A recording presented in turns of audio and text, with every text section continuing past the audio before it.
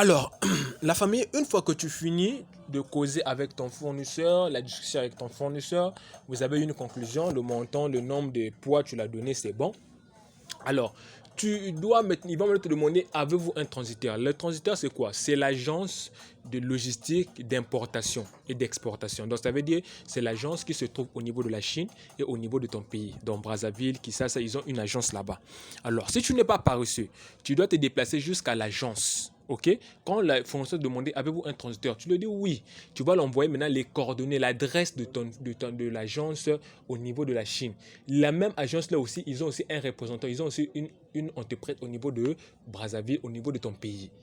D'accord? Là, d'abord, ça te rassure déjà parce que c'est là-bas où tu vas aller reprendre ton colis. Donc, même avant que tu envoies, même, tu peux déjà aller même à l'entreprise là-bas, à cette agence-là, tu peux déjà prendre des informations. Bon, moi, je veux envoyer mon colis, puis si tu prends toutes les informations nécessaires à l'agence. Il y en a dans le pays.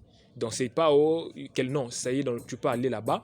Donc, une fois que le fournisseur finit et que le fournisseur doit précéder à n'importe quoi, ça veut dire avant l'envoi ou avant quoi, déjà, tu vas aller voir l'usine, comment on appelle, le transitaire, l'agence de transitaire, tu vas dire à ton agence et tu vas envoyer l'adresse de transit au fournisseur de la Chine. Je ne sais pas si je me fais comprendre. Voilà, et les transitaires, là, nous donnons ça à nos étudiants que nous accompagnons. À nos étudiants que nous accompagnons, c'est là où on donne nos transitaires à nous. Nous, si nous avons nos transitaires que nous donnons. Et de deux, avant le paiement, après tu vas effectuer le paiement. Donc le paiement de ta marchandise à la Chine là-bas, tu vas effectuer le paiement. Tu vas effectuer via une carte Visa. Une carte Visa ou prépayée. Nous avons des cartes Visa que nous proposons à nos étudiants qui est pratiquement presque, qui coûte presque rien, que nous donnons à nos étudiants, que nous accompagnons.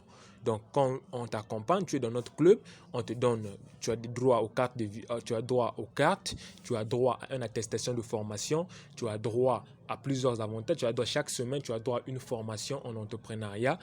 Donc, on t'accompagne dans plusieurs points, dans plusieurs domaines. Donc, ça, c'est les droits et des avantages qui est pour nos étudiants. Donc voilà. Et avant de payer aussi, je sais que vraiment le Congolais est difficile à comprendre, à accepter. Mais avant de payer, rassurez-vous, je veux déjà vous enseigner quelque chose qui est très primordial. Je vous donne ça. Bon, ça c'est normalement un droit qui est pour nos étudiants, mais je vous le donne.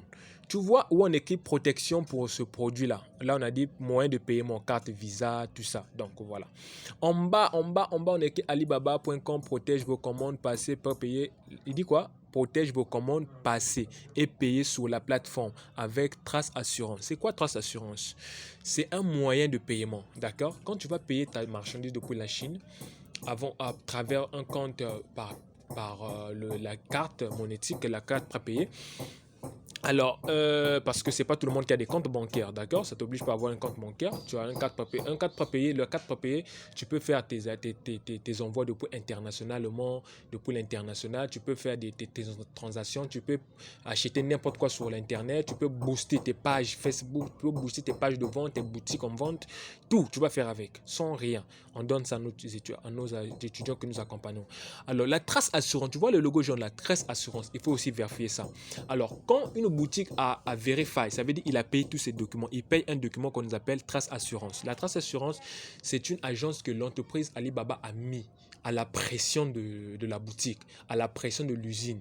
Donc, ça veut dire qu'il doit avoir toujours une trace assurance. Ça veut dire quoi? Quand toi, tu fais ton envoi, il y a une trace assurance, il y a une agence d'assurance qui est entre toi et le fournisseur et la boutique.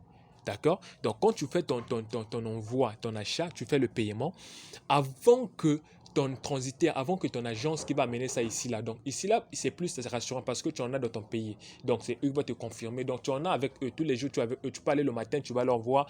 Donc, ils sont là avec toi. Donc, là, il y a plus d'assurance. Le problème, c'est le fournisseur là-bas. Mais il faut respecter tout ce que je te dis. Rassure-toi.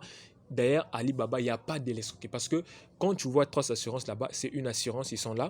Ils sont en charge de sécuriser ton argent. Donc, tu fais le dépôt. Eux, ils reçoivent. C'est la Transassurance qui va saisir ce dépôt-là d'abord.